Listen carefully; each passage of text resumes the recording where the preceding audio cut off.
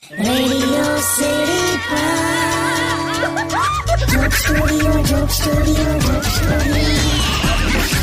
Welcome back. Radio city joke સ્ટુડિયોમાં આપનું સ્વાગત છે. અને કિશોર કાકા મને કંઈક બ્રેકમાં કહેતા હતા. શું કહેતા હતા કાકા? એ તો મેં તને એવું કહેતો હતો કે તું કોકના લગ્નમાં જાય ને હા, તો અચાનક કોકના પ્રેમમાં ના પડી જતો. કેમ? મારે કેવું થયું ખબર? શું? હું હમણાં એક લગ્નમાં ગયેલો ને, તે એક સરસ છોકરી મને આમ જોયા કરતી હતી. હા હા ઉભર આખું પતવા દે પેલા.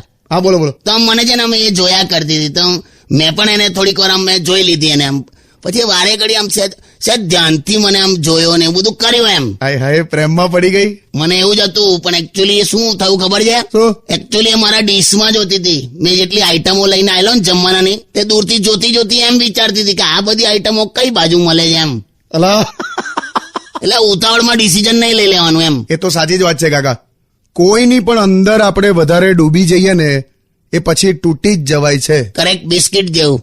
બિસ્કિટ ક્યાં આવ્યું યાર વચ્ચે? એટલે બિસ્કિટ વધારે વાર ડૂબી તૂટી જાય એમ સમજાવતો હતો એમ. એમ ખ્યાલ આવ્યો ને તને? હા યાર, મારાથી વધારે આ વસ્તુનો ખ્યાલ કોઈ બીજાને નહીં આવ્યો હોય. કેમ એટલો બધો કોન્ફિડન્સ બતાડ્યો? કહું તમને, ગયા વર્ષે જાગરણમાં જે મારી સાથે ઘટના થઈ છે કાકા. હું થયો? જાગરણ હતું, આખી રાત બધા જાગવાના હતા, એટલે સોસાયટી વાળા બધા ભેગા થયા. એમના પરિવાર વાળા પણ બધા આયા હતા, સોસાયટી વાળાના રિલેટિવ્સ પણ બધા આયા હતા. એમાં એક છોકરી મને બહુ જ ગમી. હા હા સાંભળો ને, હા. એટલી બ્યુટીફુલ, એટલી સરસ સ્માઇલ. અને પછી છે ને બધું રાત્રે અમે ભજનો ચાલુ કર્યા. તો બધા વડીલો બેઠેલા અને ઢીંચક ઢીંચક ઢીંચક ઢીંચક બધા ભજનો ચાલુ થયા માતાજીના. જેવી ભજનમાં જમાવટ થઈ ને, તો જે છોકરીને હું લાઈન મારતો તો એને માતાજી આયા. અરે એકદમ ધૂણવા મારી, વાળ બાળ ખોલી નાખે ને હું હું હું હું એવું બધું થયું.